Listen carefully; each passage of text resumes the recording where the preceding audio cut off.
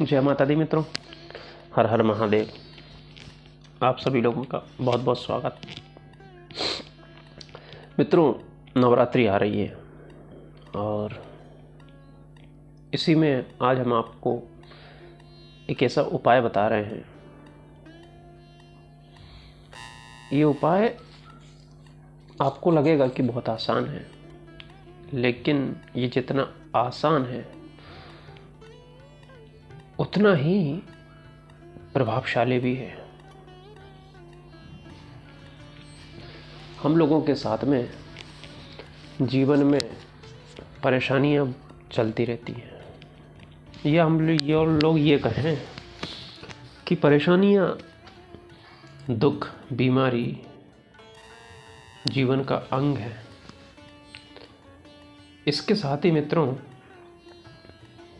मैं आज आपको जो स्थिति बता रहा हूँ वो स्थिति बहुत ज़्यादा भयावह है। जब स्थिति ये हो जाए कि आपके घर में बीमारियाँ एक तरह से ये कह सको कि परमानेंट स्थान बना लें,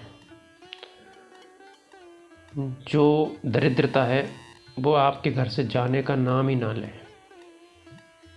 चारों तरफ से परेशानियाँ, जीवन में कोई भी काम में मन ना लगे और स्थिति इस तरह की हो जाए कि आप कोई भी काम करें और वहाँ से फ़ायदे की बात तो छोड़िए, उल्टा नुकसान हो जाए।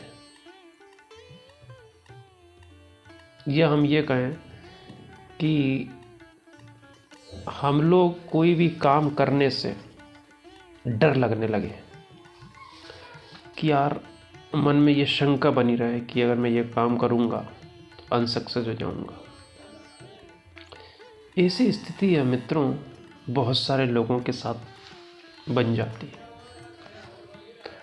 और इस स्थिति से कैसे निकला जाए, इसका किसी के भी पास में कोई उपाय नहीं होता।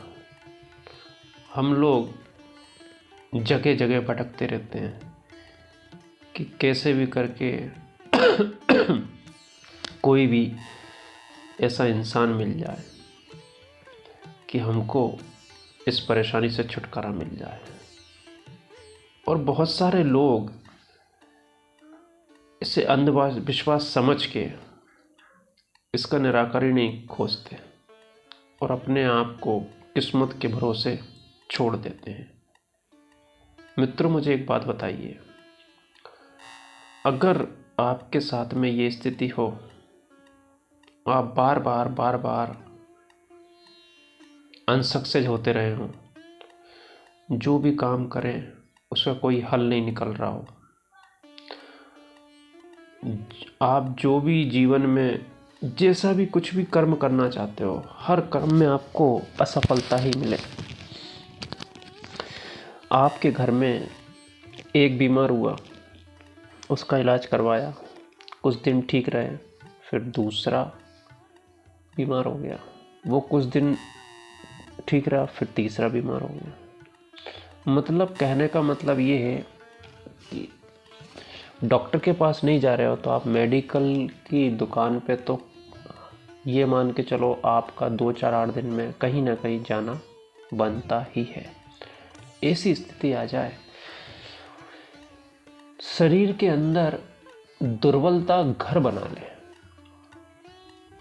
दुर्बलता मतलब ये अंदर से आपका जो चेहरा है ना, वो मुरझा सा जाए। स्थिति इतनी भयावह हो जाए कि आपके आने वाले कोई त्यौहार घर में आ रहा है, त्यौहार को मनाने की इच्छाएं खत्म हो जाएं। आदमी के अंदर कोई भी त्यौहार आता है, पर्व आता है तो एक उत्साह रहता है, वो उत्साह आपके अंदर बिल्कुल खत्म हो जाए। इस स्थिति से किस तरह से लड़ा जाए, उसी के ऊपर मित्रों आज का ये विषय है।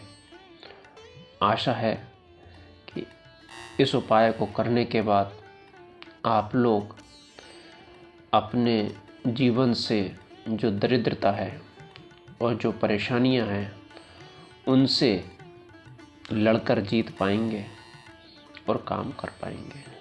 मैं मित्रों ये नहीं कह रहा हूँ कि जब आप ये उपाय करेंगे इसके बाद आप घर पे बैठ जाएं और लक्ष्मी आपके घर में आके विराजमान हो जाएगी। ऐसा नहीं कह रहा हूँ, कर्म आपको करना पड़ेगा, लेकिन इतना मैं आपको बता रहा हूँ कि इस उपाय को करने के बाद आप जो भी काम करेंगे उसमें आपको सफलता निश्चित रूप से मिलेगी। आप ये उपाय करिएगा। अगर आपके घर में कोई दुख बीमारी या कोई भी आपको शरीर से अंदर से जो हीन भावना आपके अंदर आ गई है, जो डर बैठा हुआ है, आप देखिएगा ये नवरात्रि जैसे जैसे नवरात्रि जाएगी वैसे वैसे आपके घर से वो परेशानियां चली जाएगी और आपके अंदर एक अलग ही कॉन्फिडेंस आ जाएगा। फिर आप अपना कोई भी काम स्टार्ट करें। देखो, कर्म आपको जीवन में करना है, कर्म के बिना कुछ भी नहीं है, लेकिन कर्म भी आपको तभी सफलता दिला सकता है जब भाग्य साथ दे। अगर भाग्य ही साथ में नहीं है तो फिर आप कितना भी कर्म करो आपको उसका वो फल नहीं मिलेगा जो आपको फल मिलना चाहिए। बहुत सारे लोग कहते हैं कि कर्म से ही भाग्य बनता है। मैं इस बात को डिनाई नहीं कर रहा हूँ, लेकिन जिन लोगों पे बीतती है उन लोगों से आप पूछिए कि जब स्थिति इतनी भयावह हो जाती है कि कर्म करने का मन ही नहीं करता, उस स्थिति में इस अविचारिक जो तंत्र है इसका क्या किया जाए। तो मित्रों, हम इस विषय पर आज चर्चा कर रहे हैं और ये जो उपाय बता रहे हैं आपको ये उपाय इसी नवरात्रि में करना है। इसी नवरात्रि में मित्रों आप किसी भी दिन जब भी आपको अच्छा लगे आज आप इस उपाय को कर सकते हो। इस उपाय में मित्रों आपको एक जो चौथा वर्ण होता है उसकी कन्या को देखना है कि चौथे वर्ण की आपको कहीं से कोई कन्या मिल जाए, जिसको हम लोग जैसे चौथा वर्ण में शूद्र प्रजाति के लोग आते हैं। आपके मन में मित्रों हीन भावना नहीं आनी चाहिए। आपको उस कन्या के पैरों को धुलाना है, आपको उस कन्या के लिए एक जोड़ी वस्त्र की व्यवस्था करनी है, आपको उस कन्या के लिए भोजन की व्यवस्था करनी है और आपको उस कन्या के लिए तिलक की व्यवस्था करनी है। कुल मिला के मित्रों जिस तरह से हम लोग कन्या पूजन करते हैं उसी तरह से आपको बिना किसी हीन भावना के, देखिए आज समय जो है उसमें आपको ब्राह्मण क्षत्रिय वैश्य और शूद्र सब बराबर हो गए हैं, लेकिन फिर भी कुछ लोगों को हीन भावना लगती है।